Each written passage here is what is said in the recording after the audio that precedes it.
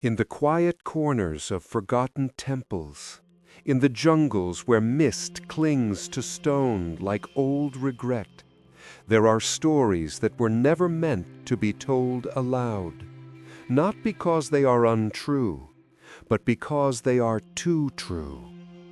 Passed in whispers, buried beneath prayers, and bound by rituals older than memory.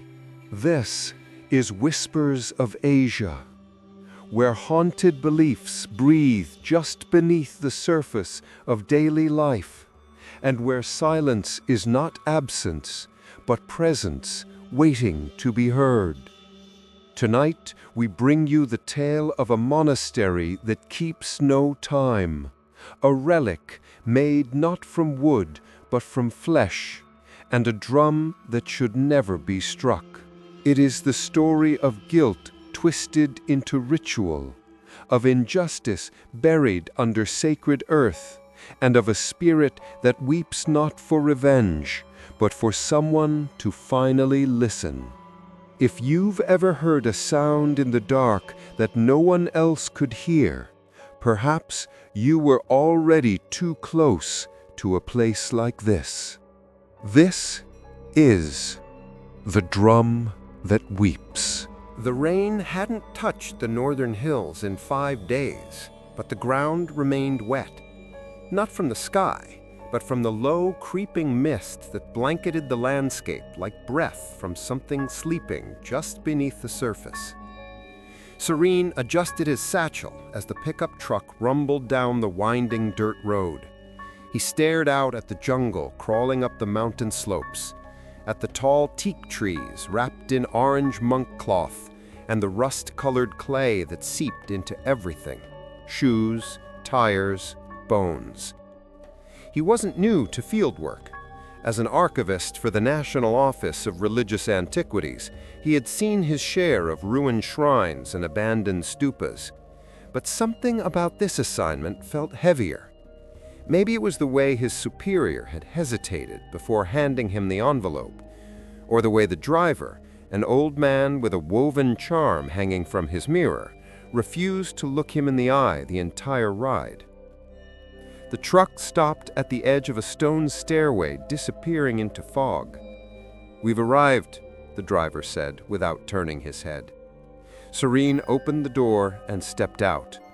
The air was cool and still, thick with the scent of wet wood and incense long extinguished. Before him rose the faded outline of Wat Kua Din, a temple so old its records had been swallowed by the jungle long before the kingdom of Siam bore its name. The stairway was carved directly into the hillside, flanked by serpent-like balustrades whose eyes had been worn smooth by centuries of rain. At the top stood a gatehouse, roof sagging, bells hanging in silence. Serene climbed slowly. Each step gave a slight damp groan under his boots. When he reached the gate, he paused to take it in. The monastery was quiet, not just peaceful, but unnaturally still, like the world had exhaled and forgotten to breathe back in. There were no birds, no crickets, no wind through trees, just the low pulse of silence. He entered the courtyard. A Bodhi tree stood in the center, its leaves unmoving. Around it, small kutis, monk dwellings, lay tucked under slanted eaves, their bamboo walls gray with age. And at the far end of the courtyard, framed between two crumbling lion statues, was the drum tower. It rose like a finger pointing toward heaven, narrow, square, and built entirely from blackened teak. The top was enclosed with shuttered windows, and from within, Serene could feel it watching him. Not the building, the drum inside. He approached the main viharn, the temple hall, where he was told the abbot would greet him. Inside, the air was thick with candle wax and the faint metallic sting of incense. Old murals lined the walls, depicting Jataka tales and cosmic battles, but most had faded into ambiguous shapes, shadows of stories. Serene knelt before the altar and waited. After a long moment, footsteps approached from the back room. A tall, bald man in a faded saffron robe entered, his face deeply lined but serene. He did not speak. "Pra Ajahn?" Serene asked respectfully. The monk gave a slight nod. "I'm Serene Makchai, from the National Office. You were expecting me. I'm here to help catalog your relics."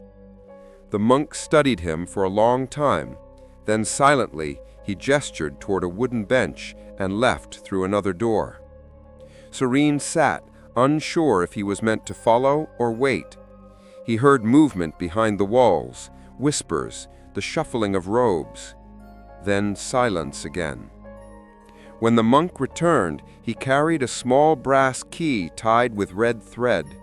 He handed it to Serene without a word, then reached into his robe and pulled out a folded piece of handmade mulberry paper. On it, in old Lana script, was written, "Do not strike the drum. Do not approach at night. Do not ask who it was made from." Serene read it twice. His skin chilled. "Is this a warning?" The monk did not answer. He simply bowed once, slowly, and then turned and walked away into the dark corridor. Serene was given a kuti to stay in. It was clean but Spartan, a mat, a bowl, a single candle, and a window that refused to open. He spent the rest of the day reviewing his brief. Wat Kuadin had no complete catalog. Some believed the temple dated back to the 15th century, but others said it was older, possibly founded during the Dwaravati period. No written records survived, only rumors. One relic in particular had drawn the office's attention: an unusually large war drum stored in the monastery's tower, believed to be made of unknown material with no matching historical origin. Some villagers whispered that it was cursed, others claimed it was sacred, but no one could agree, and no one had seen it up close in over 30 years. Serene had assumed the legend was just that, legend, a misunderstanding passed down through the lens of rural folklore. But that was before the monk had given him the note, before the silence of this place began to feel occupied. That night, he sat outside his kuti and watched the mist curl across the courtyard like fingers stroking old stone. No sounds came from the jungle, not even the usual hum of insects. Then, just before midnight, he heard it, a low, distant thump, like something heavy shifting. He turned his head toward the drum tower. Nothing moved. Another thump. Then silence. He stood, heart quickening, and stepped closer to the tower. It loomed above him, tall and narrow, the shutters closed. The stairs leading up were rope-tied with thin white thread, sacred sai-sin, used in Thai rituals to bind spirits and protect spaces. And wrapped around the drum tower's door was a strip of faded monk robe. He stared for a long time. He had seen such wrappings before, at funeral ceremonies, at exorcisms. As he turned to leave, the wind picked up for the first time that day. Not strong, just a passing gust. But in that breath of movement, he heard something from above. It wasn't a drumbeat this time. It was a low, trembling sound, like someone exhaling slowly through cracked lips. A whisper, stretched thin. And in that whisper, he thought he heard a woman's voice. But it wasn't speaking. It was weeping. The next morning, Serene awoke to find a bundle of palm leaf manuscripts placed outside his door. No note, no explanation. He brought them to his table and began carefully unfolding the dried leaves. Each was etched with characters in Old Pali, some nearly too faint to read. But one passage stood out. It was repeated on 3 separate strips. "Strike it once, and she knows your name. Strike it twice, and you carry her shame. Strike it thrice, and take her place. Serene leaned back, the weight of the silence around him deepening. He had come here to catalog artifacts, but this was not just history. This was a haunting that had learned to wait. And somewhere above him, locked behind sacred thread, was a drum made from something or someone that never truly stopped screaming. He was no longer sure he wanted to know the truth, but he feared it was already too late not to. Morning in the monastery did not feel like morning. The mist had only grown thicker overnight, muffling the sun so completely that Surin wondered if daylight still existed beyond the hills. The bell that should have called the monks to alms round remained silent. He stepped outside his kuti and found the courtyard deserted, the Bodhi tree dripping with moisture like a patient in a fever. He carried the bundle of palm leaf manuscripts with him, hoping for answers. The vihan stood open but unlit, shadows swimming like ink inside its walls. Only one candle flickered at the altar.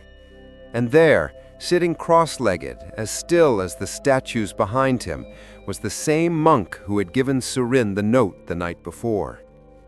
The monk's eyes were closed. His lips moved faintly, but no sound emerged. It was as if he were mouthing prayers to someone who was no longer listening. "Prajan," Surin's voice cracked against the silence. The monk did not react. "I found these outside my room." Surin placed the palm leaf manuscripts on the floor between them. "They speak of the drum, of striking it, of someone inside it." The monk's eyelids fluttered, but he remained mute. Surin took a tentative step closer.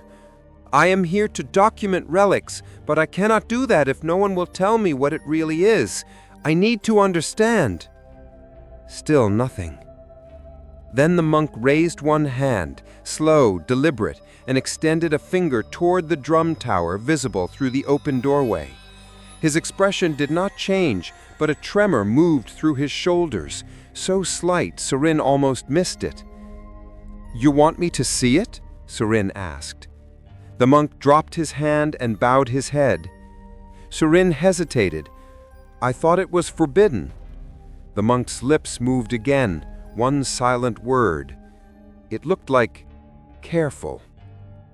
He turned and slipped through a back corridor, vanishing behind a sliding wooden door. Surin stood alone in the vihan, the manuscripts clutched against his chest. His heartbeat drummed louder than the silence. The note from yesterday burned in his memory. "Do not strike the drum. Do not approach at night. Do not ask who it was made from." But the invitation had been given, and Surin had never been good at walking away from locked doors. The stairway to the drum tower was narrower than it appeared from below. He brushed his fingers against the sacred thread looped across the doorway. It was dry, yet warm, as if it had been held between palms during a prayer. He untied the loose end and pushed the door open. Inside was a small landing with a ladder leading up into darkness. The wood smelled of old rain and something faintly metallic, like dried blood. His breath caught. He climbed slowly, each rung creaking under his weight. At the top, he emerged into the upper chamber of the tower. The shutters were closed, letting in only thin slits of gray light. Dust floated in the air like ash, and in the center of the room, resting on a wooden frame, was the drum. It was larger than he expected, nearly as tall as his chest, its cylindrical body wrapped in cracked black lacquer. The surface was pale, stretched taut, and scarred with patterns he did not recognize. Not animal hide, not anything he had ever seen. He circled it slowly. The carvings on its frame were not decorative but ritualistic. Spirals, knives, coiling serpents, and something like a woman's face half buried in lotus petals. A paper talisman had been affixed above the striking point, written in Lana script and sealed with red wax. He bent to read it. The words were faded but clear. Bound not to sing, bound not to weep, until truth is carried and karma complete. Surin's hands trembled. He thought of the manuscript's warning. He thought of the whisper last night. He thought of the monk's eyes and the word careful. He stepped back, forcing himself to breathe evenly. He was here only to observe, not to touch. But the drum seemed to pulse in the dim light, as if expanding with a breath too slow to see. He leaned closer, eyes fixed on the pale skin. For a moment he imagined it shifting, tightening like muscles under flesh. A sound rose from below, faint footsteps on the stairs. He turned sharply. No one was there. The thread he had untied now lay across the landing like a shed snakeskin. He backed toward the ladder. That's when he heard the voice. It was not a whisper this time, but a single low hum coming from the drum itself. Not audible so much as felt, a vibration deep in his chest, a note too low for ears but perfect for bones. It lasted only a heartbeat, then stopped. He fled down the ladder, nearly tripping. When he reached the courtyard, the mist had thickened again. The monk was waiting at the base of the stairs, expression unreadable. You knew it would call to me." The monk lowered his eyes. "What is inside it?" he demanded, louder now. The monk pressed his palms together in a Y. His lips moved, but no sound came. Then, for the first time since Surin had arrived, the monk spoke. His voice was a rasp like dry leaves. Not what. Who? And then he turned and walked away, leaving Surin at the base of the tower with the sacred thread dangling in his hand. The rest of the day passed like a fever dream. Surin tried to focus on the manuscripts, but the letters blurred. The air in his kuti felt heavy, as though someone had been standing just behind him moments before. Each time he glanced at the window, he swore he saw movement in the mist. That night, he did not dare leave his room. Yet at midnight, the sound came again. Not a drumbeat, not a whisper. Something like a sigh, long and hollow, echoing through the courtyard from the tower above. It continued for almost a minute, then stopped. Surin sat frozen on his mat, the manuscript spread before him. One line glowed in his mind. "Strike it once, and she knows your name." He had not struck the drum, but he had entered the tower. He had touched the thread. And perhaps, he thought, that was enough. The village sat a half-day's walk from Wat Kuadin, nestled in a bend of the river where the water ran slow and the trees leaned over the banks like old men listening to secrets. It wasn't marked on modern maps. Even the office's records referred to it vaguely. Settlement adjacent to temple site, name uncertain. Surin reached it just before dusk, his shoes thick with clay, his throat dry from the climb. Chickens scattered as he passed. Children stared from behind wooden shutters. A man selling grilled fish by the roadside watched him with open suspicion. When Surin introduced himself, the man said nothing, only raised one eyebrow and pointed toward the edge of the village. "Go see Meyai," he muttered finally. "She remembers everything." The woman, known as Meyai, lived in a house raised on stilts above a patch of dying banana trees. She sat cross-legged on a rattan mat, skin the color of old teak, long hair pulled back with a pin shaped like a lotus. She did not seem surprised to see him. "You came from the monastery," she said, before he had spoken a word. "I'm documenting its relics. There's a drum in the tower. I'm trying to learn about its—" "Don't call it a drum," she cut in. Her voice was brittle, like rice paper held over flame. "It's not a drum. Not anymore." He crouched beside her. "What is it then?" Mei-Ai's eyes clouded, not with confusion, but with memory. A coffin, a curse, a mouth that was forced to sing. She poured 2 cups of tea from a blackened pot and stared into the steam. "She was not from our village," Mei-Ai began. "Not at first. She came from the mountains, daughter of a spirit medium, they said. Her mother taught her the old songs, the ones sung not with lips, but with the soul. She could make wind stop, birds fall silent, even monks turned their heads when she passed." "She was beautiful?" Surin asked. Mei-Ai shook her head. "Worse, she was free. She walked alone, spoke plainly, laughed in the temple courtyard, and never bowed too long. That frightened the wrong people." Surin listened closely. The air around them seemed to hush, as though the jungle itself was leaning in. "They accused her of stealing temple gold," Mei-Ai said. "One monk swore he saw her near the altar at night. Another said she had a lover in the woods, a foreign man. Lies, all of them. But lies have power when men in robes whisper them." "And the abbot believed them?" Surin asked. "The abbot was weak and afraid. The girl had drawn a kenshin. Visitors came to hear her chant. Offerings increased. People listened to her, not him. That was her true crime." Mei-Ai's fingers curled around her teacup.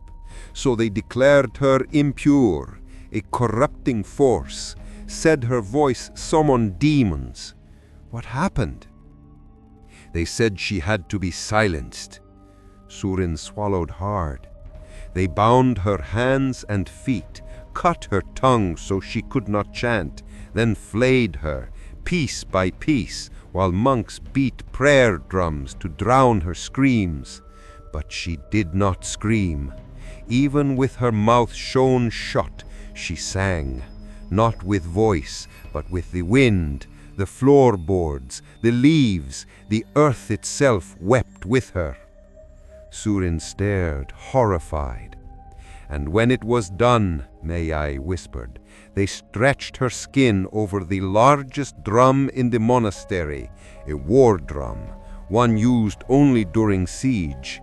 They carved her name from the temple records, burned her belongings, sealed the tower with holy thread." "But someone remembered," Surin said. Mei-Ai smiled, though it did not reach her eyes. "Stories cannot be killed. They only sleep." He leaned forward. "What was her name?" The old woman hesitated. "She had many, but the name they buried with her was," she lowered her voice, "Pim-On. It means gentle softness, a name too delicate for what she endured." The name hung in the air like a note from a broken instrument. "Has anyone ever tried to undo what was done?" Surin asked. Mei-Ai shook her head. "There are no rituals for mercy in that place, only silence." "Then why is the drum still there?" "Because they feared what would happen if they destroyed it. They feared she would rise, that her soul bound to her skin would tear open the veil between this world and the next." Mei-Ai rose slowly and walked to a small lacquered box in the corner. She opened it with a thin brass key and returned holding a folded strip of cloth. This was once part of her robe, kept by a novice who pitied her. He died mad, but he hid this under the Bodhi tree. Surin unfolded it carefully. The fabric was brittle, stained dark in the center, with faded embroidery and golden thread. A single syllable remained. On. He felt the weight of it immediately. The fabric was cold, and something beneath his skin responded, a low tremor like an old gong struck miles away. "Take it with you," Mei said. "It may call her, or calm her. I do not know." Surin tucked the cloth into his satchel. "Thank you." As he turned to go, she spoke again, her voice barely above a breath. "Don't strike the drum, child, not even once." The walk back was darker.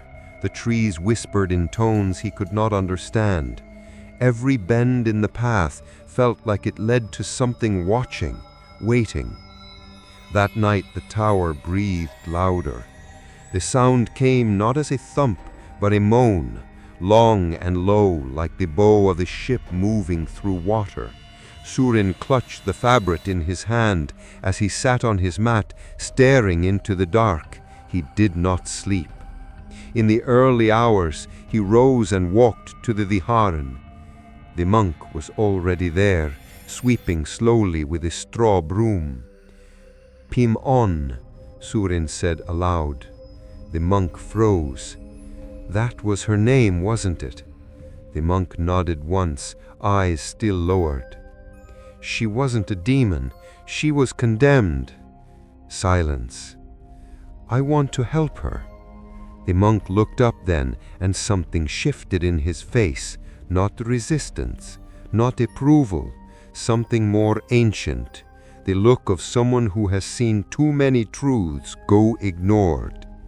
He pointed again to the drum tower, then held up 2 fingers. "2 strikes?" Surin asked. The monk shook his head slowly, then mined the hand pressed to the heart. 2 choices, one for silence, one for truth. The monk said nothing. Surin understood. The drum was not just a relic, it was a crossroads, and the next step would echo for more than just himself. It would wake what had been waiting. The mist returned before the light did. It wasn't morning yet, but Surin felt the shift in the air, a faint breath of cool that carried no wind, only weight. He lit a small candle in his kuti, though the flame flickered as if something invisible hovered too close. The scrap of Pim On's robe lay folded beneath his pillow. Even without touching it, he could feel its presence, like a cold hand resting just behind his shoulder.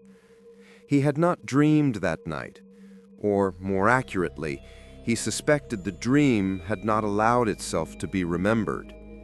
Whatever had happened in the hours he closed his eyes had left a pressure in his chest and a tightness in his jaw, like he'd been gritting his teeth against something. Outside, the jungle was breathing. He stepped out into the courtyard.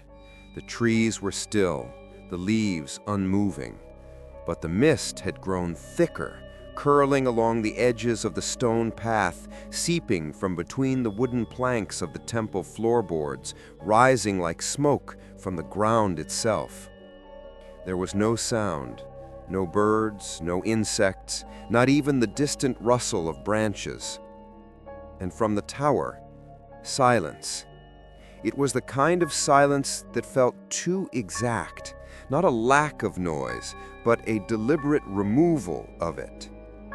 Surin walked slowly toward the Bodhi tree at the center of the compound, the same tree under which, decades ago, a novice had buried a fragment of Pim On's robe. It was massive and old, its roots stretching in thick cords through the earth, breaking the stones around it.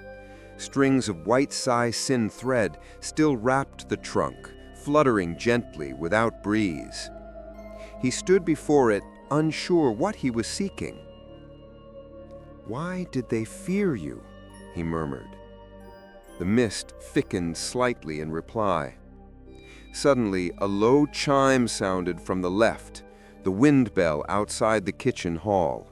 A sound so small, so soft, and yet it struck him like a scream in an empty room. The bell swayed, though the air was still. Then a second bell chimed, then another, not in sequence, but in strange, uneven intervals, like an erratic rhythm being talked out by unseen hands. He turned toward the drum tower and froze. One of the shutters at the top had opened. Only a crack, just wide enough to see the darkness inside, but it was open, where yesterday it had been sealed. There was no wind to explain it. No monk had passed by. Surin felt something in his body recoil, but his legs moved forward. The stairway greeted him again, wet with dew. The white thread that had once bound the doorway was gone. Not torn, not cut, simply absent. He reached the base of the tower and looked up. The shutter remained ajar. Then a sound, not from the tower, but from just behind him. Footsteps. He turned. No one. Only mist. But the footsteps continued. Slow, deliberate, not walking toward him, but circling, as though someone were pacing around him, unseen. Surin spun, heart pounding, but the air remained empty. Still, the sound of footsteps persisted, echoing lightly on stone. Then they stopped, and in the silence that followed, he heard breathing. Shallow, uneven, just behind his right ear. He stepped back instinctively and turned again. Nothing. He backed away from the tower, retreating toward the viharn. When he reached the threshold, he paused. Inside, the monk was sitting in the same position, sweeping the same spot of floor, his eyes distant. I heard her, outside. She's there, isn't she? She never left. The monk looked up slowly. His gaze was tired, not with age, but with witnessing. Surin stepped forward, voice trembling. What does she want? The monk closed his eyes, pressed his hands together, then, slowly, reached behind the altar and produced a small bundle of cloth. He unwrapped it on the floor between them. Inside was a wooden sliver, old, dark, and curved, a fragment of the drum. Surin stared. The monk nodded toward it. He knelt hesitantly, reached toward the fragment. The moment his fingers brushed it, something bloomed behind his eyes, not pain, but memory, not his own. He saw her, not clearly, just a flicker, a young woman kneeling on a stone floor, head bowed, blood staining her mouth. And above her, a circle of saffron robes. He pulled his hand back, heart racing. She was made into the drum, he whispered, but part of her remained outside. This fragment? The monk nodded. It holds what they could not silence. Surin looked down again at the sliver. It vibrated faintly against the floor, even though the room was still, like it was reacting to his presence. He suddenly understood. Pim-An did not need to be awakened. She was already awake. She was only waiting for someone to listen. That evening, Surin wandered past the boundary of the temple. Not far, just beyond the first line of trees where the jungle grew thicker and the air turned heavier. He needed distance. He needed to breathe without the tower pressing down on his thoughts. He found an old stone bench by a small creek and sat, letting the trickle of water soothe him. The forest here was quieter, but not dead. Leaves rustled gently. Frogs chirped. The world still lived outside the drum's radius. He opened his notebook and began to write, not in the formal language of the office, but in his own voice, rough, unsure, human. She was silenced because she was heard. She was feared because she saw. And they called her cursed because she would not disappear quietly. He closed the notebook and exhaled. The mist did not reach him here. The sky, though clouded, showed a hint of evening orange. But when he turned to return to the monastery, he saw them. Footprints, barefoot, small, leading from the creek to the path and vanishing at the tree line. He followed them cautiously, though they grew fainter with each step. By the time he reached the edge of the courtyard, they were gone entirely. He stepped back onto the stones and felt them, not under his feet, but under the skin of the place. A pulse, a presence. The air felt like breath held too long. That night he stayed inside, but the tower did not. At precisely midnight he heard it again, the sound of weeping, not loud, not tortured, just soft, relentless, a sound that should not carry through stone. It went on for hours. He sat on the floor holding the robe scrap in one hand, the drum fragment in the other.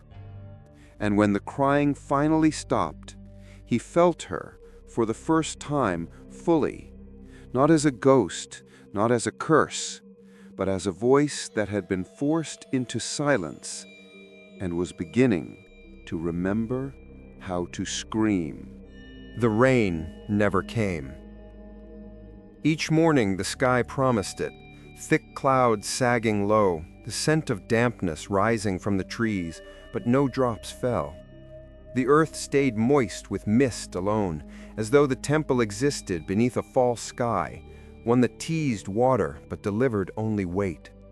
Surin no longer marked the days by sun or moon.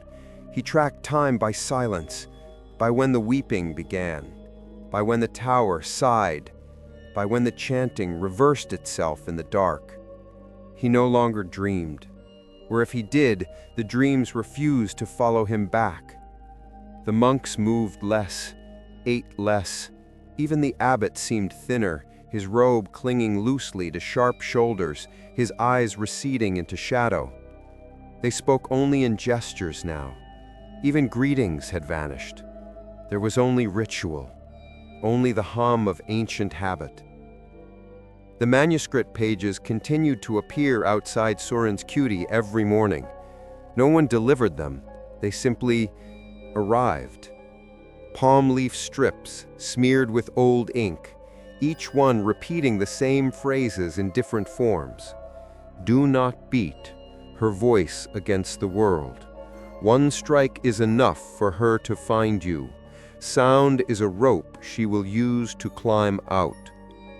But despite the warnings, despite everything he'd felt, seen, feared, Surin found himself returning to the drum tower again and again. He didn't always go inside. Sometimes he just stood at its base and listened. There was no logic to the sounds, no rhythm, no reason. Some nights the tower was silent, others it groaned. Once he heard what sounded like breathing, shallow and fast, as though someone had just run to the top. But on the third night, something changed. The shutter, the one that had opened slightly before, was now wide. A full gap in the wood, exposing the drum within. And that was when Surin decided. Not out of bravery, not out of defiance, but because the silence had grown too loud. He needed to hear it. He needed to know what had been sealed. The rope ladder creaked under his weight. The air in the tower was thicker than before, the smell of mold now tinged with something sharper, burnt flowers maybe, or incense mixed with blood. The drum stood exactly as it had before. Same frame, same taut skin, same talisman still affixed above it, though the red wax seal had cracked. Surin approached slowly, candlelight dancing along the lacquered wood. The surface looked dry, but something in its texture shimmered slightly, like pores still struggling to breathe. He stood before it and listened. At first, nothing. Then, so faintly he almost dismissed it, a vibration beneath his feet, a subtle resonance like sound trapped beneath stone. He reached out with one hand, stopping inches before touching it. He had not made his decision yet, but the drum had. It was calling. He took a deep breath and tapped the surface with a single knuckle. Not a strike, just a gentle touch, but the sound it made was impossible. Not a beat, not a thump, but a voice. A woman's voice, soft, low, and utterly broken, whispering a name. His name. Surin. He staggered back, heart hammering in his chest. Surin. The voice came again, clearer now. No echo, no mystery, just grief, just the weight of someone who had waited too long in the dark. His name, from lips long gone. He backed toward the ladder, trembling. His mind tried to explain it, some vibration in the wood, some trick of memory. But deep down, something colder than reason took hold. She had felt him, and now she knew him. That night, he did not return to his cutie. He wandered the courtyard like a ghost himself, robe scrap in one hand, fingers numb. The sound of his name still echoed beneath his skin, not just remembered, worn like a second skin. He heard no weeping from the tower. There was no need for it anymore. She had moved past mourning. She was listening now. At dawn, he entered the Viharn. The abbot was already waiting, seated before the altar, hands folded. "I struck it once," Surin whispered. "May she said my name." The monk did not flinch. "You knew this would happen." The monk finally moved. He reached into his robe and produced a small bundle wrapped in black cloth. Inside was an old scroll, edges cracked with age. The ink had faded in places, but the title was still clear. Ritual for the Unraveling of a Bound Voice. Surin read quickly. The script was Old Lana, tangled and symbolic, but one line was unmistakable. "Only the one she calls may complete the rite." He looked up. "You wanted me to wake her." The monk shook his head. "You needed me to." "Why? Why now? Why not do it yourself?" The monk pointed to his own throat, pressed his fingers flat against it, then slowly opened his mouth. Inside, nothing. No tongue. Surin stared, horrified. "You silenced you." The monk looked down. Shame, or reverence, or both. "I'm the only one left with a voice," Surin whispered. The monk nodded once. Then, without further gesture, he placed the scroll in Surin's hands and turned away. Back in his cutie, Surin spread the scroll out across the floor. The ritual was unlike any he had studied. It required no fire, no chants, no herbs, only presence, only listening. Step by step, the instructions were simple, yet heavy with spiritual weight. Place the robe fragment and drum sliver before the altar. Speak her name aloud 3 times. Listen to what she remembers. Carry what she cannot forget. The final instruction chilled him most.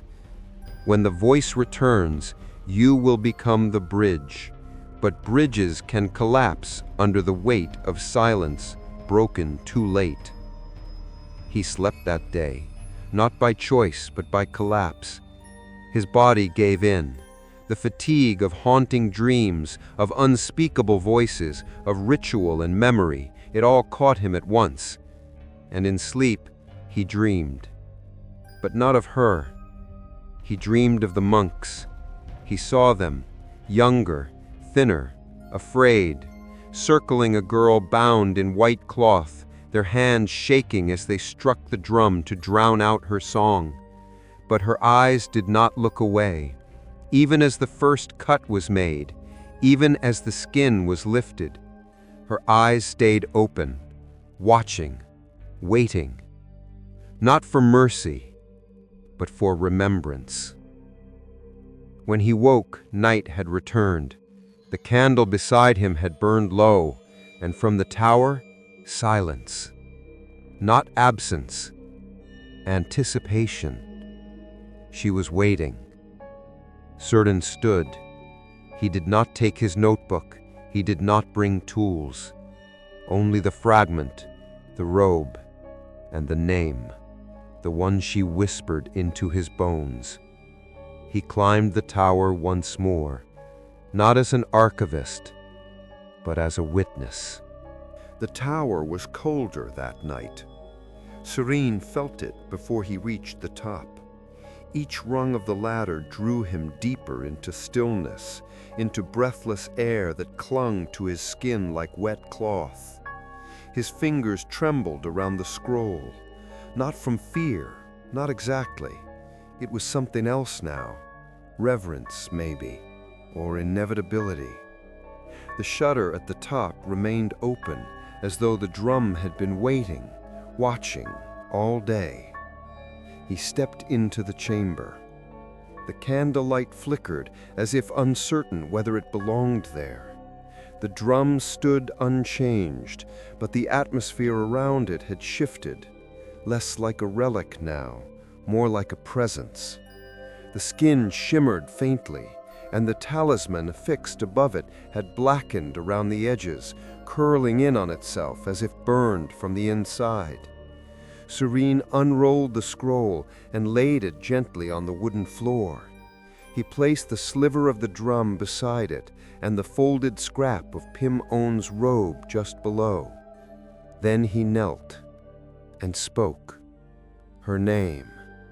Once, twice, 3 times. Pim On. The sound of it was too soft to echo, but it filled the chamber anyway, like warm smoke rising from an extinguished fire. For a moment, nothing happened. Then, the drum sighed, a long, deep exhale that stirred the air without wind. It wasn't breath, not truly, but something old learning how to move again. Then came the voice. Not a whisper this time, not just his name, but hers. Inside his mind, or perhaps from inside the drum itself, a woman began to speak, but not with words, with images. He was no longer in the tower. He was standing in a hall of silk and fire. The walls shimmered like water, and the floor beneath his feet was soft with red fabric. A low hum filled the space, not music, but chanting, though it was reversed, inverted, like the bones of a prayer turned inside out. Before him stood Pim On, not a ghost, not decayed or monstrous, but whole, beautiful in a way that defied the word, not for her face, but for her gravity. She stood tall, clothed in layers of white and gold, her feet bare, her eyes impossibly deep. But her mouth, it was sewn shut. Thin red thread crossed her lips in silent agony. Her hands trembled as she reached out to him. In that moment, he understood. She could not speak for herself. He had to listen, not to sound, to memory. And suddenly, he did. The chamber around her dissolved into fragments of her life, playing in vignettes too vivid to be dreams. She was a child, kneeling beside her mother, palms together in prayer. Her mother whispered chants, not the ones taught in temples, but older ones, words that curled like smoke, words the monks had stopped using, words that bent the wind when spoken aloud.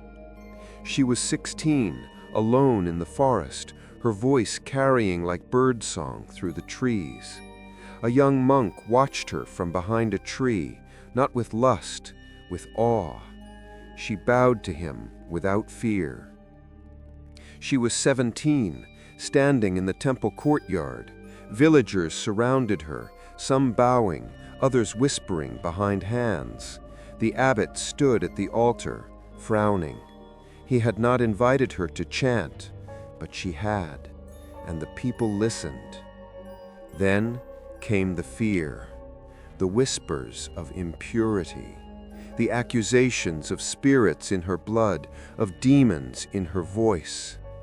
And then the judgment, not in a court, not in front of elders, but in shadows, behind closed doors, by men whose voices carried more weight than her own.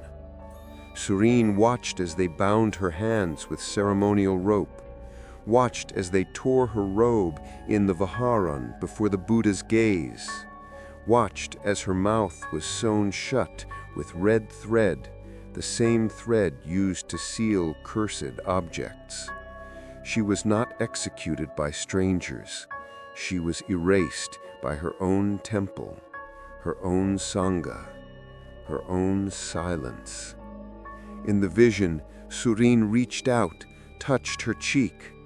The red threads across her lips dissolved, and finally, she spoke. Not aloud, but through him. Her voice poured into his mind like boiling water down a narrow pipe. Grief, betrayal, fury, a storm that had waited too long to be released.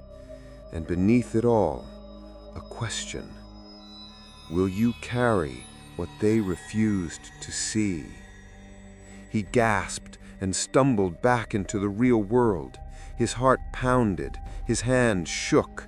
He was sweating, crying, bleeding, a thin line of red across his lips where his skin had split without him noticing. The drum before him sat still, silent, but the silence had changed, not empty now, expectant. He descended the ladder at dawn. The courtyard was hushed, but not lifeless. The monks were gathered under the Bodhi tree, sitting in silent meditation. The abbot opened his eyes as Serene passed, then bowed, not in greeting, but in recognition. Serene bowed back, then returned to his kuti, and slept. This time, there were no dreams, only firelight, only silk, only her face, waiting, watching, patient as time.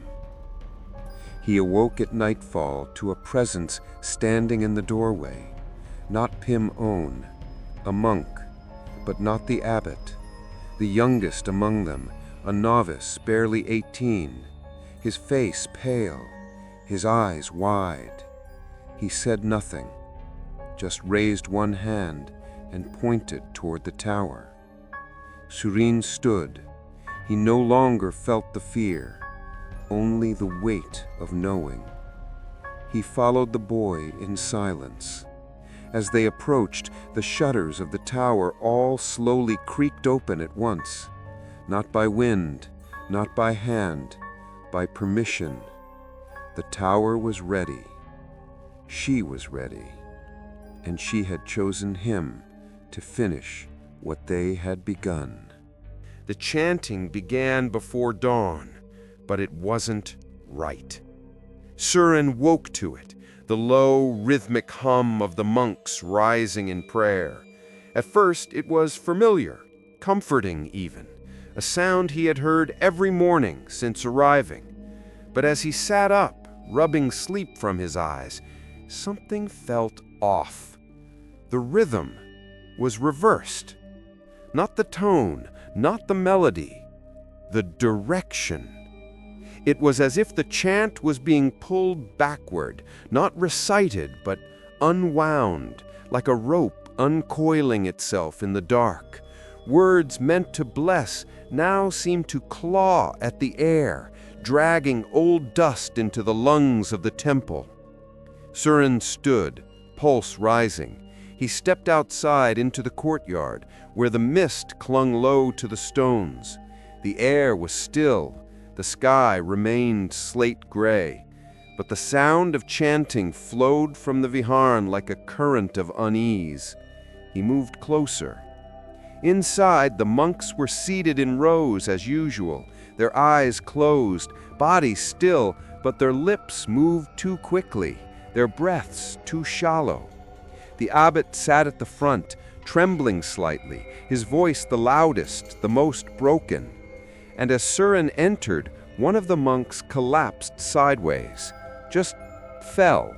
No warning, no cry, just silence, and then the soft thud of cloth on wood. No one reacted. No one broke the chant. Surin rushed forward and knelt beside the fallen monk. His skin was pale, his eyes wide open. His lips still moved, mouthing the chant silently, even though he was unconscious, or worse. Surin touched his shoulder. The monk exhaled suddenly, a sharp, hollow gasp, and then went still. The chanting stopped. Like a blade dropped mid-swing, the room fell into suffocating quiet. Then, a sound. Not from the monks, from the drum tower. A low pulse, like a heartbeat that didn't belong. Once, twice, then silence again.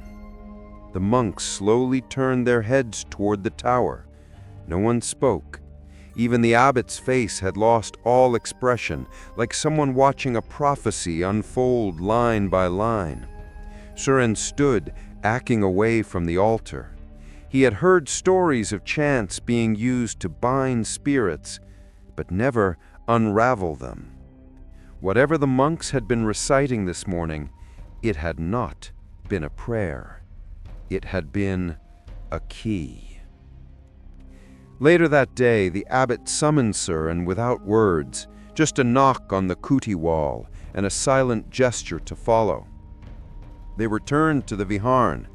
This time the abbot opened a hidden compartment beneath the altar, a hollow stone cavity lined with old prayer scrolls, their ink faded and brittle.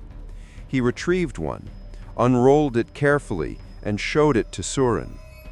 At first Surin saw only the standard invocations, protective verses common in temples across Thailand. But halfway down the scroll, a line had been crossed out in red ink. Underneath it, a new line had been added in rushed handwriting. He read it aloud. If the voice begins to rise, the chant must break before it completes, or all bindings fail. He looked up. You were trying to stop her, weren't you? The abbot did not answer. He just stared down at the scroll, eyes hollow.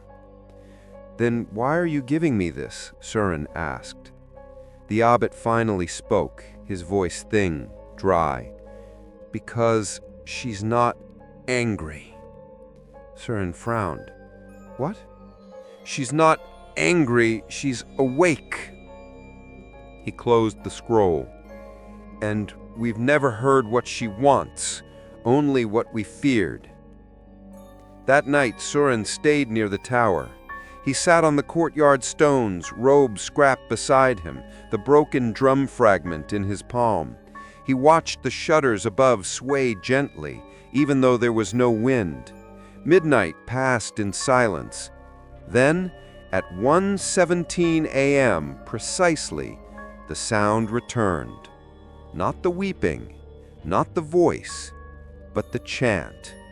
Not from the monks, from inside the drum. The voice was slow, fragmented, as if someone were trying to remember a language they hadn't spoken in lifetimes.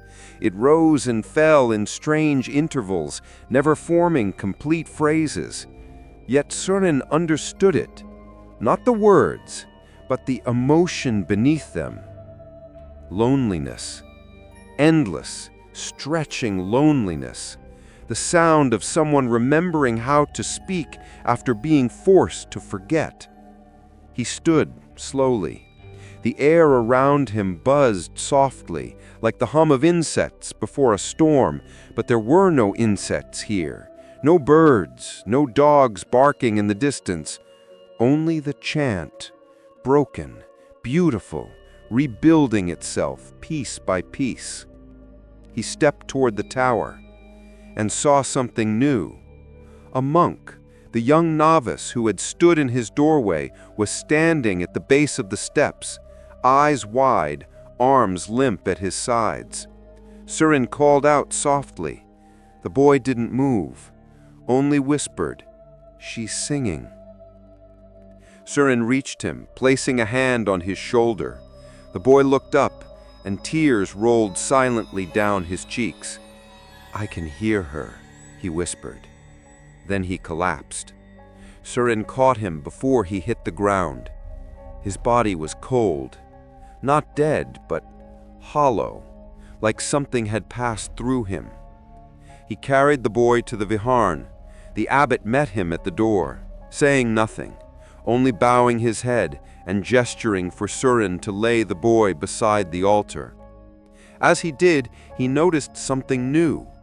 The boy's lips were moving, not whispering, not breathing, chanting.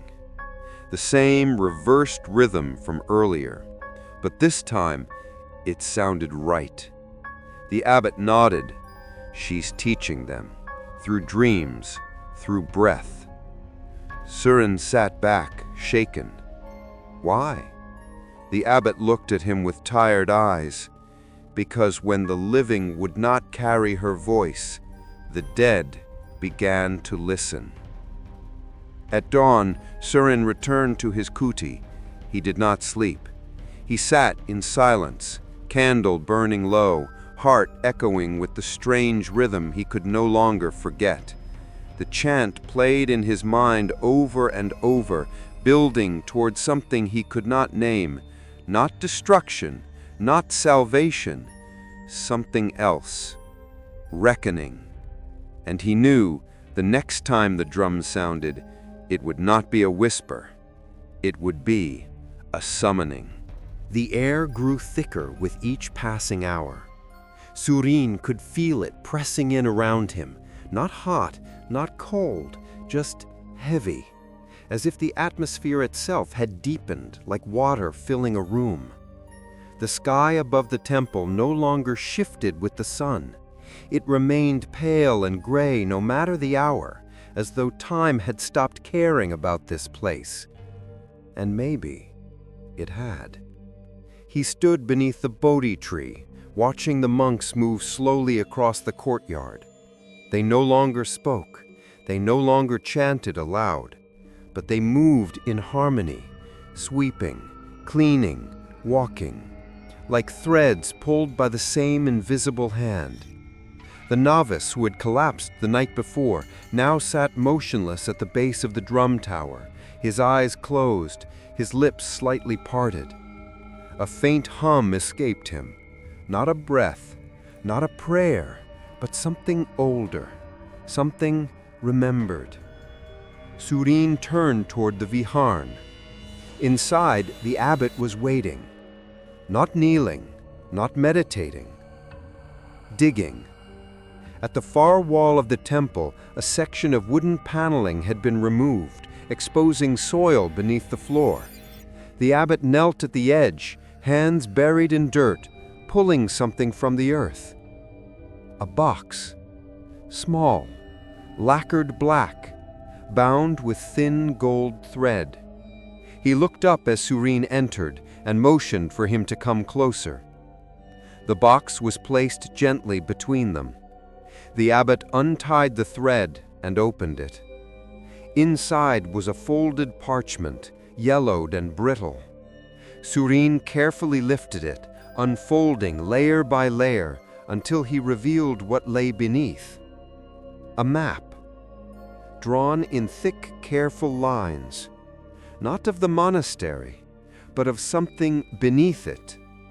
A second structure, a foundation older than the current temple, buried beneath layers of soil, roots, and silence.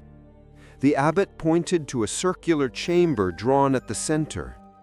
It was labeled in ancient script, Pravihan Boran, the first hall. Surin frowned. There's another temple below this one? The abbot nodded once. Why is it hidden? The abbot traced a finger across the map to another symbol, a small drum etched in red ink. Then slowly he drew a line from the drum to the circular chamber beneath. Not a straight line, a spiral. They built this temple on top of it, Surin whispered, realizing. To bury what was beneath, to keep it quiet. The abbot looked down, ashamed. The tower, Surin said. It wasn't part of the original design. The abbot nodded. They added it later, as a seal. The truth spread through Surin like cold water. The temple wasn't a sanctuary, it was a lid, a container for something they feared. For her. By midday, the mist returned, thicker than ever. It clung to everything, soaking cloth and wood alike, muffling sound. Surin wandered the outer edge of the compound, holding the map like a relic. He followed the faint markers, counting stones, noting tree roots, tracing the forgotten layout of what had once stood here. It led him behind the kitchen hall, past a small crumbling stupa overgrown with vines. There, under a pile of broken clay tiles, he found a slab of stone, square, worn, carved with old inscriptions faded by time. The words were almost gone, but he recognized the shape of the mantra used in protective rites, a closing spell. This was the entrance, the true foundation. He pressed his palm against the stone and felt it pulse, not physically, spiritually, like a heart buried beneath layers of ash. He returned that evening with tools. The monks watched him pass without speaking. Even the novice at the tower nodded once, as if giving silent approval. He dug until nightfall, dirt under his nails, sweat mixing with mist. When the stone finally shifted, he uncovered a narrow staircase leading downward into darkness. The air that rose from it was cold and stale, yet strangely fragrant like old incense smothered long ago. He lit a lantern and descended. Each step echoed softly, swallowed quickly. The passage twisted and narrowed until it opened into a chamber, circular as drawn. The walls were made of smooth stone, covered with carvings too eroded to read. And at the center, resting on a cracked dais, was a second drum. Smaller, older, its surface torn, and its body empty. It had been hollowed out. Surin stepped forward, running his hand across its edge. Symbols were burned into the wood, protection mantras, spiral patterns, and one familiar name. Pim On. She had been here. This had been her original prison. The drum in the tower was not the first. It was the second. A continuation of a curse that could not be contained. They had tried to move her, tried to bury her deeper, but the voice had survived. She had followed, and the monks had simply built higher walls. He stared into the hollow drum, and for a moment he saw her face reflected in the wood, not angry, not vengeful, just waiting. That night, the chanting returned, but not from the monks, from the earth. It vibrated beneath the stone courtyard, resonating through the roots of the Bodhi tree, rising up through the foundations of the Viharn. The temple itself had begun to hum. Surin sat cross-legged at the base of the drum tower, map in one hand, drum fragment in the other. His ears filled with the broken song of the buried, and in his chest her voice stirred again, not as a whisper, but as a question. Will you open what they closed? He looked up at the tower, and for the first time, he felt it, breathing. The scrolls were never meant to be read in full. Surin understood that now. Each morning they appeared, sometimes one, sometimes several, placed just outside his kuti door. No sound preceded their arrival, no footsteps in the night, just palm leaf manuscripts laid carefully, like offerings. At first, they'd seemed incomplete, fragments of prayers, protective mantras, warnings written in trembling script. But with each passing day, the leaves grew more coherent, more personal, as though the story had been waiting for someone who could finally bear it. On the 10th morning, Surin unrolled a scroll that was different. The ink was darker, glossier, and as he ran his fingers across the lines, he realized why. It wasn't ink, it was blood. Dried but unmistakable, and the script was more hurried, jagged. It spoke not in metaphor or protective charm, it spoke in confession. She was innocent. We knew it. But the drums had stopped bringing in the faithful. The rituals no longer moved them. They came to hear her, and they feared what that meant. Surin sat with the scroll in his lap, eyes fixed to the words. We called her dangerous. We claimed her chants broke the silence of meditation. We said she summoned spirits into the hall. But we summoned worse. We summoned silence, made from pain. His hands trembled. The confession continued. It was the abbot who ordered the sewing of her mouth, but it was we, the brothers, who held her down. She did not fight. She sang until her last breath, even without a tongue. Surin couldn't breathe, not from horror, but from recognition. He had heard her sing. He had felt it. And now he knew why it still echoed through the stone, because no one had listened, no one had admitted. The scroll ended with a prayer, a single line. May her voice find a home before we rot. He lowered the parchment and stared into the mist. The drum tower stood silent, but its silence now felt like a held breath, a pause before release. He folded the scroll and placed it gently into his satchel. He knew what he had to do. That evening, he entered the Viharn. The abbot sat waiting, his hands folded in his lap. The novice stood beside him, still humming faintly, eyes far away. Surin placed the blood-marked scroll on the altar. I know, he said softly. The abbot did not react. I know what you did, what they did, what this place was built on. Still, the abbot said nothing. She's not a curse. She's a memory that never got told out loud. The abbot closed his eyes. Then, for the first time, he spoke her name, Pim On. Surin's heart skipped. The abbot reached into his robe and pulled out a thin, brittle document, thicker than the scrolls, a codex bound with thread. He handed it to Surin. Last rites, he said, unfinished. Surin opened the codex.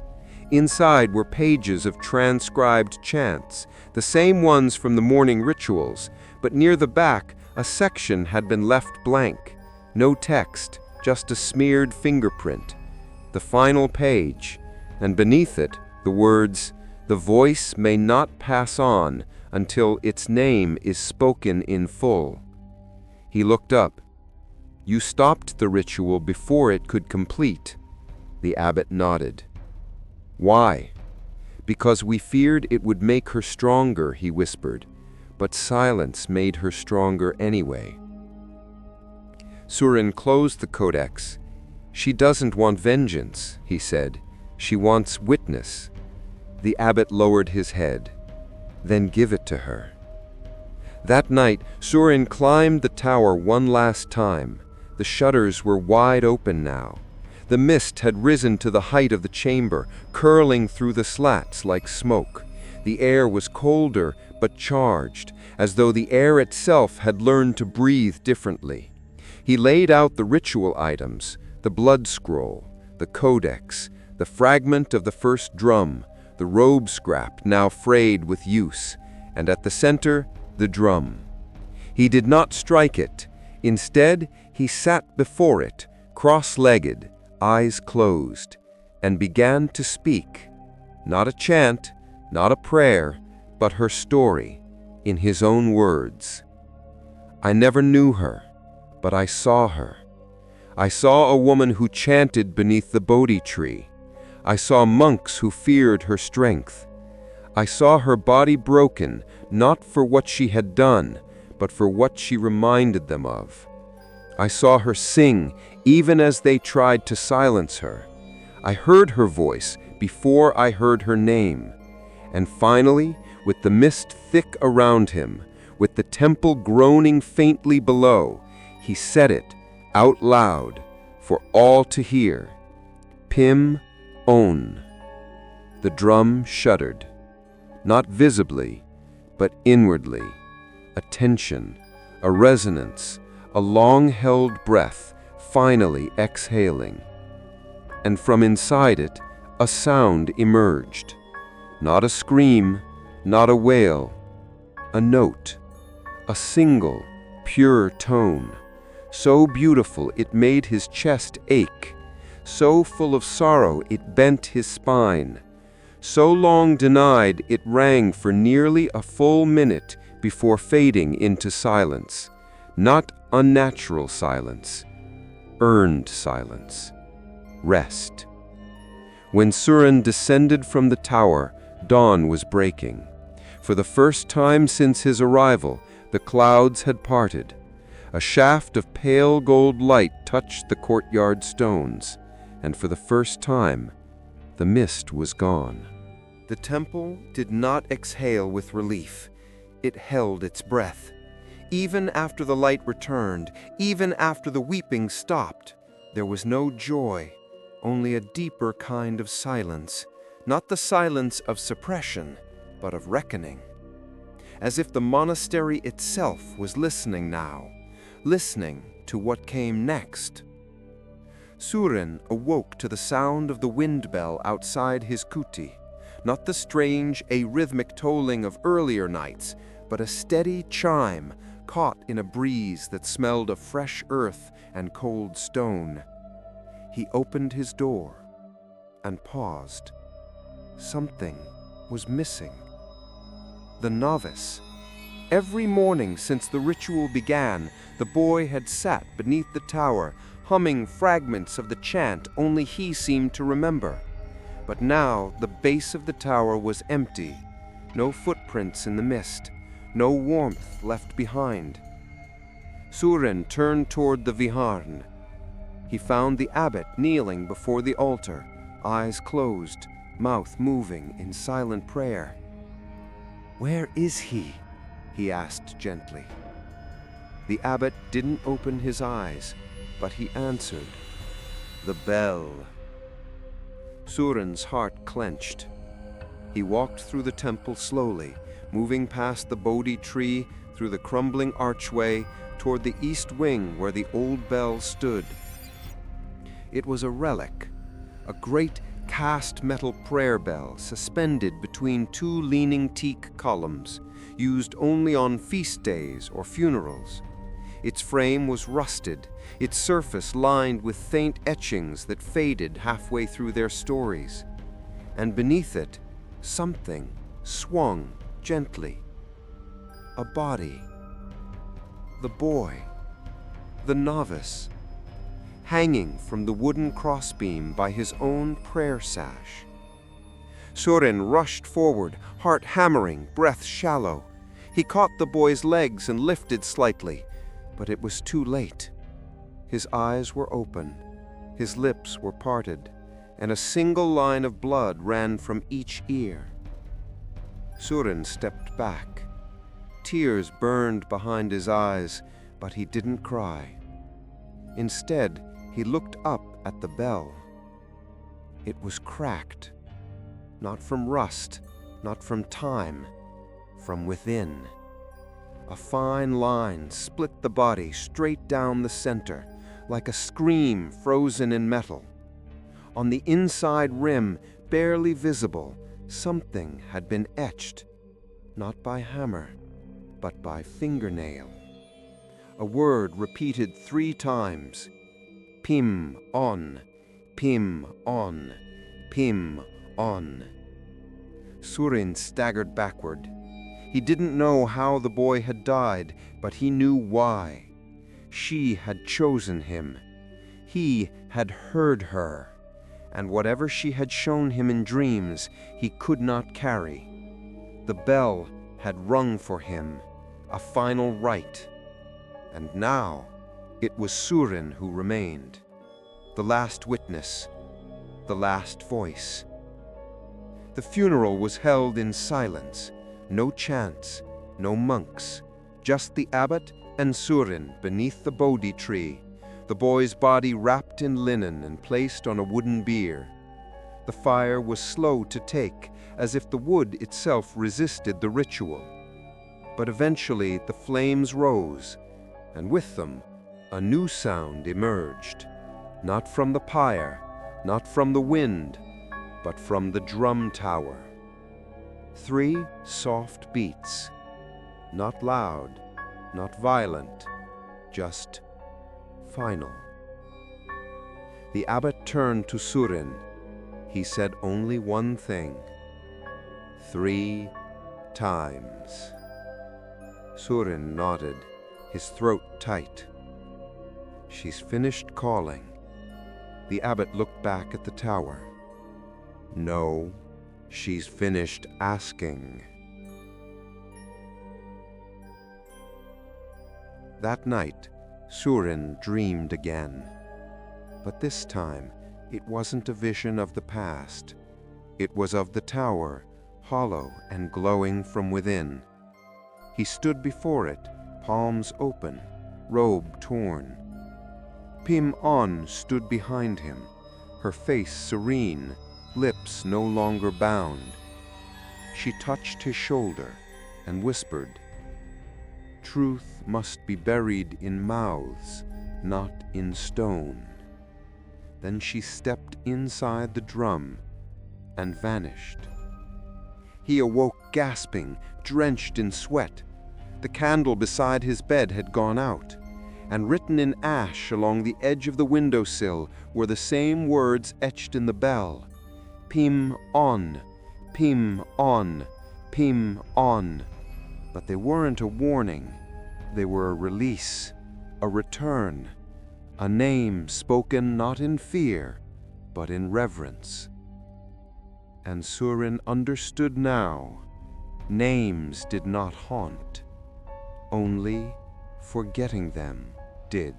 By morning, the wind had stilled. The Bodhi tree didn't move. The bells hung silent. Even the jungle beyond the temple walls had quieted, as though every creature, living and dead, was holding its breath. Surin walked through the courtyard barefoot. The stones were damp, though it hadn't rained. His robe was soaked at the hem with dew or mist, or perhaps something older than either. He didn't remember falling asleep, but he had awakened with a single phrase echoing in his chest. You must let her go. Not a command, a plea. And he knew then the final ritual was not about awakening her. It was about releasing her. The monks had bound her to silence. Surin had given her a voice, but neither was peace. She had been tethered too long, pulled between revenge and remembrance, between haunting and hope. And now she waited for someone to choose. He stepped into the vihan. The abbot was there, seated before the altar with the black codex open on his lap. He looked up as Surin entered. No words passed between them. Only a nod. And then the abbot handed him the final scroll. It was thin, only a single line written in bold crimson across the top. To release a spirit bound in voice, one must offer silence willingly. Surin stared. Not absence of sound, but a vow, one that echoed the very punishment inflicted upon Pimon. They had taken her voice. Now, someone would have to give theirs in return. He looked to the abbot. Is this the price? The abbot nodded. Surin closed his eyes. He felt the weight of her songs inside him, the sorrow, the fire, the thread, the rhythm that had no end. And then he accepted. The ritual was not performed in the tower, not in the vihan, not beneath the bell. It was performed where it should have always taken place, beneath the Bodhi tree. At dusk, the monks gathered in a circle, robes fluttering faintly in the breathless air. No one spoke. No one needed to. The abbot sat at the tree's base, the broken codex resting in his lap. Surin stood at the center of the circle, with the drum fragment in one hand, the robe scrap in the other. He placed them both on the earth, then knelt and spoke her name. Pim-on. The ground trembled. A wind rose, not strong, but charged, as if the temple itself had inhaled sharply. The leaves of the Bodhi tree shivered, and the bells chimed once in unison. The abbot opened the codex to the final blank page. Surin leaned forward and wrote his name in the space meant for hers, blood from his finger, a signature of sacrifice, not to replace her, to stand beside her. And as he pressed his handprint below the name, the wind stopped. A warmth moved through the courtyard, through the monks, through the tree, and from the direction of the drum tower came the softest sound. Not a beat, not a moan, a song, wordless, weightless, a lullaby remembered only by the soil. The monks bowed. The abbot closed the codex. Surin lowered his head. And from that moment forward, he spoke no more. The next morning, the tower was empty. Surin climbed it one last time. The shutters were wide, the mist gone. The drum remained, but the tension within it had faded. It was just wood now, lacquer, a hollow shell. He touched it gently, and it did not whisper. It did not sing. It was quiet, not haunted, healed. Surin stayed at the monastery. He took no new vows. He wore no robes of saffron. But the monks came to him when the winds grew strange, when chants failed, when names refused to rest. He did not answer, only listened. And when asked why he never spoke, the abbot would say, "He gave his voice so another could rest." And if you listened closely at night, sometimes beneath the Bodhi tree, you could hear two people breathing, one of them still learning how to be quiet, the other finally allowed to be. The quiet didn't last, not because she was angry, but because truth, once spoken, doesn't sleep again. Days passed, then weeks. The air remained still. The monks moved with grace, slower now, more reverent. The temple grounds no longer felt cursed, only old, like a forest that had finally been allowed to rot and bloom in its own time. Surin remained silent. He helped sweep the stone paths each morning, tended to the altar fires, read old texts with the novices, and walked barefoot along the jungle edge collecting herbs. He was no longer a visitor. He was something else, something not named. But the tower remained, empty but not forgotten. He visited it once each week, climbed the stairs alone, opened the shutters to the morning mist, and sat, listening, not for her voice, but for something deeper, a sign. And then, one day, it came.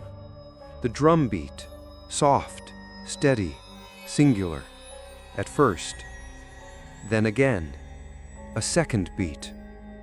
Surin opened his eyes. The drum before him now hummed faintly in its frame, not violently, not mournfully, just present, alive. He rose slowly, approached it, placed one palm against the surface. Warm, not hot, not unnatural, just warm. And beneath his hand a rhythm, like a heartbeat too old to remember its own name. He knelt, closed his eyes, and heard it. A voice, but not hers, his own.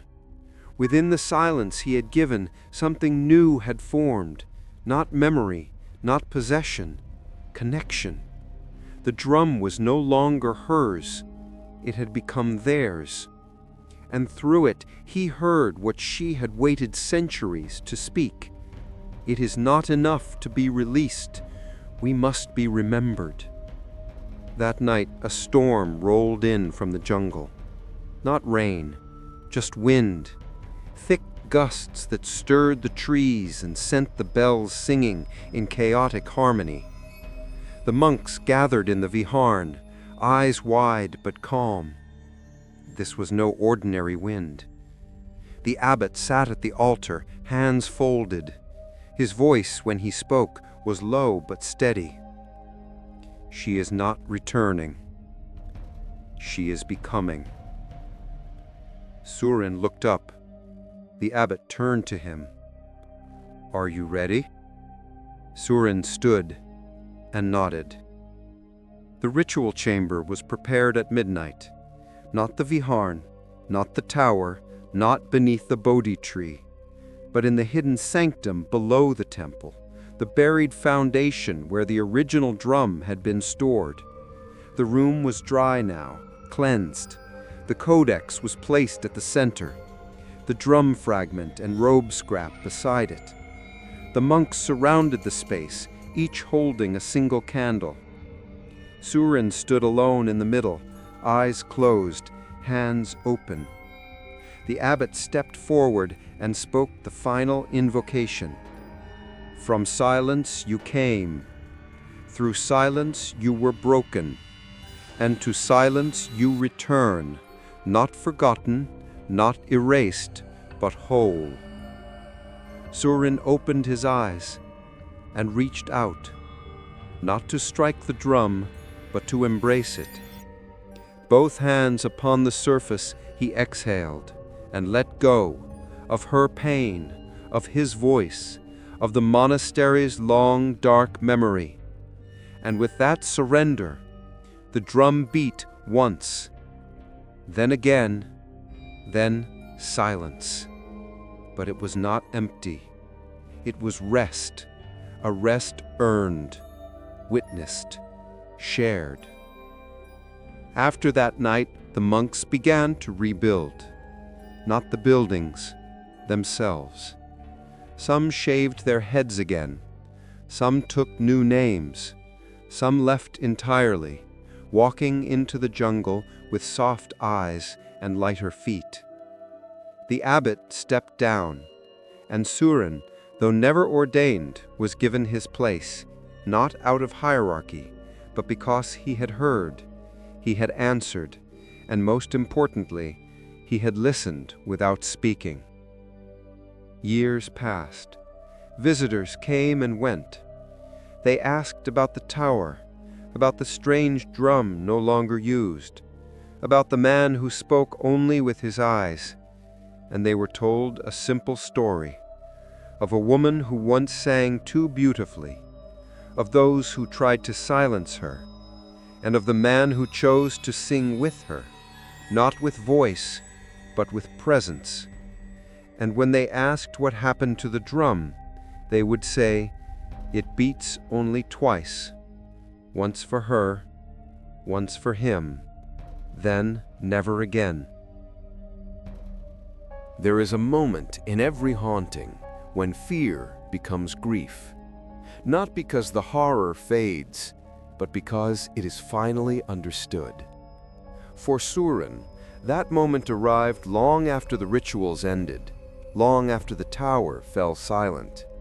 It did not come with wind or fire or the cry of spirits. It came with a question, asked by a girl no older than 10, standing barefoot in the courtyard with her father, a visitor from a nearby province. She looked up at the strange, weather-worn tower and asked, "Why does the drum not make music anymore?"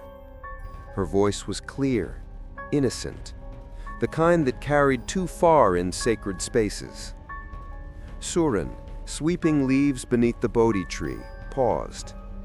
The father shushed the child gently, apologetically, but Surin simply set his broom down, walked slowly toward them, and did something he hadn't done in years. He wrote. A single sentence, scrawled with a charcoal stub on the back of an offering envelope. He handed it to the girl. She read it aloud. Because the music was never hers to play, it was ours to hear. Her brow furrowed in thought. She turned to her father. "I don't get it." And Surin, voice long surrendered, only smiled.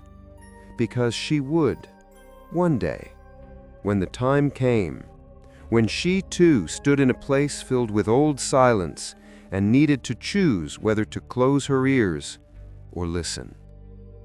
That night, the abbot, no longer in robes, no longer in title, only a man growing old in peace, returned to the viharn. He found Surin seated at the altar, the codex open before him. Neither spoke. They no longer needed to. The codex had changed. No longer a book of suppression, now it held testimony, names of those who had silenced and those who had heard, verses rewritten not to bind, but to remember. And near the back, where blank pages had once spread like open wounds, new writing had appeared, handwritten by many, accounts from monks, novices, villagers, even travelers, each offering a fragment of the story, each adding truth, It had become a new scripture, not divine, but honest.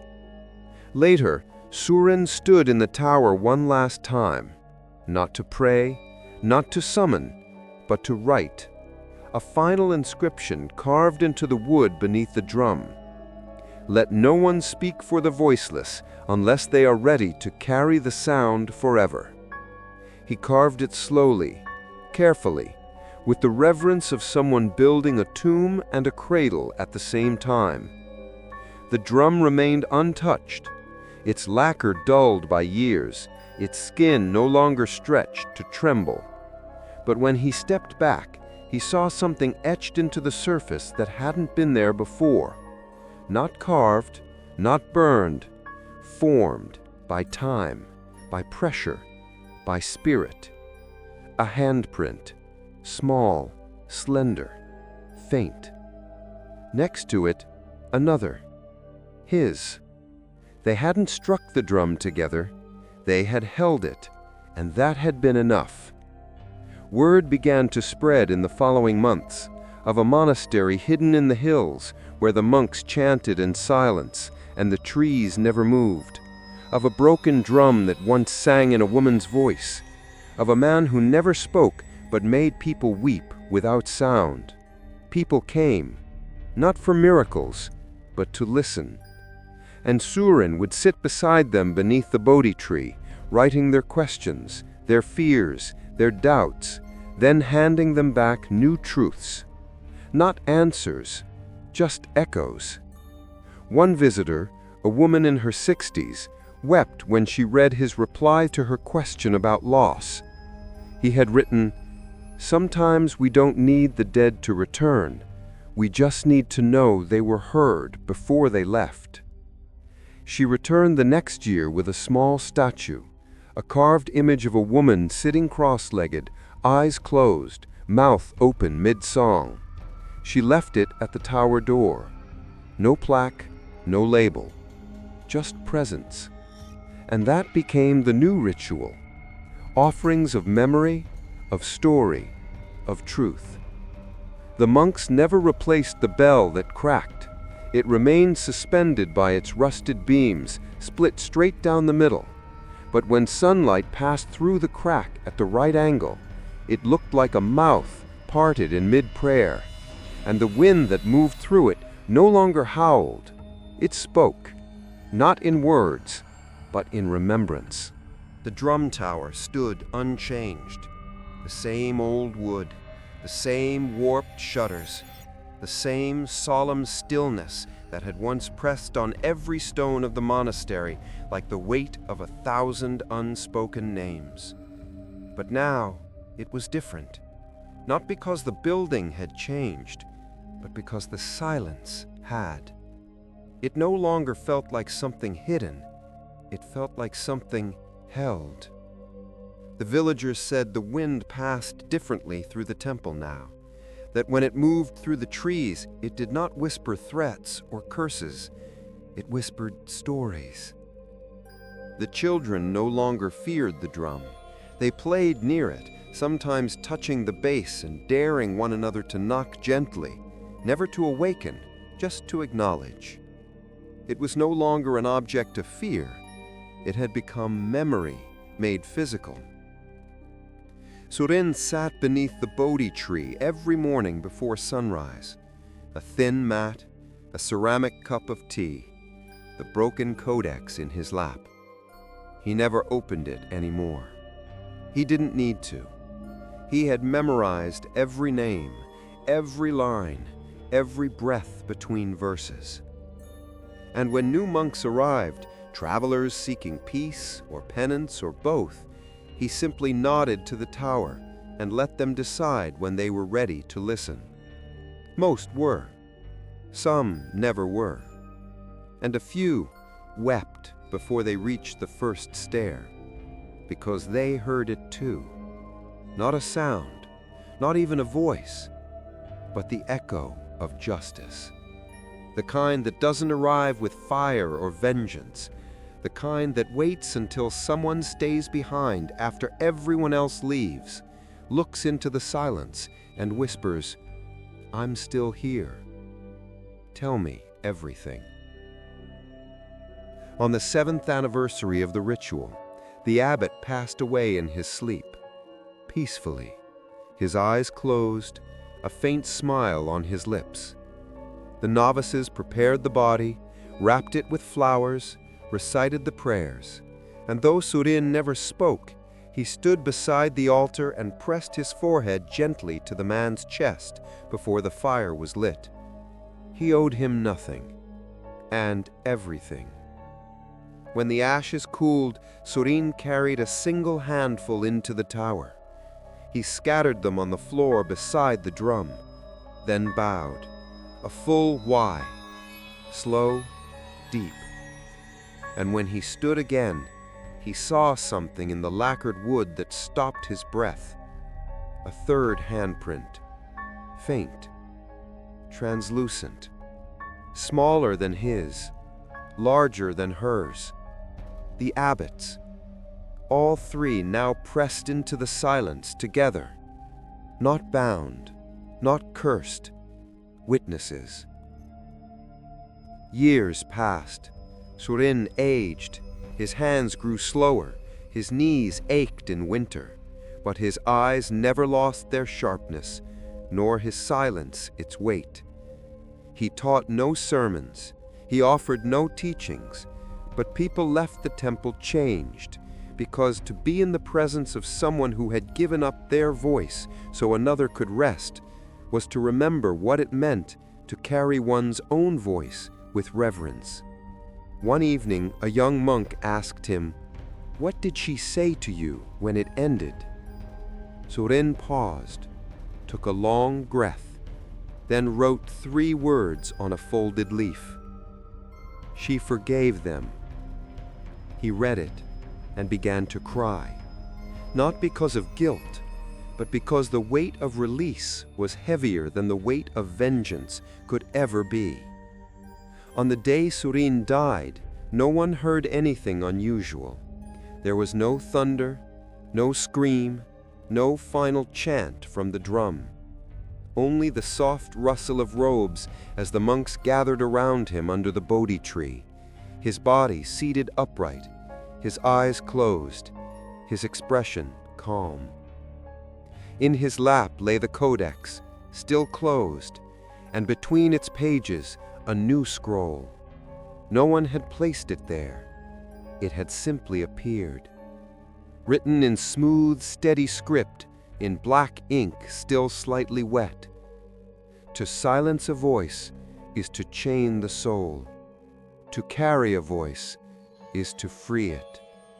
She sang, I listened. That is enough. Beneath it, no name. Just 3 fingerprints, pressed in ash. They did not burn his body. They buried him beneath the tower. A stone placed at the foot of the drum. No statue, no flowers. Only a single phrase carved in both Thai and Pali. The sound of no one left. And from that day on, the drum never beat again. Not once. Not even in dreams. Because it didn't need to. Because she had been heard, and he had answered. And the silence they left behind was complete and holy.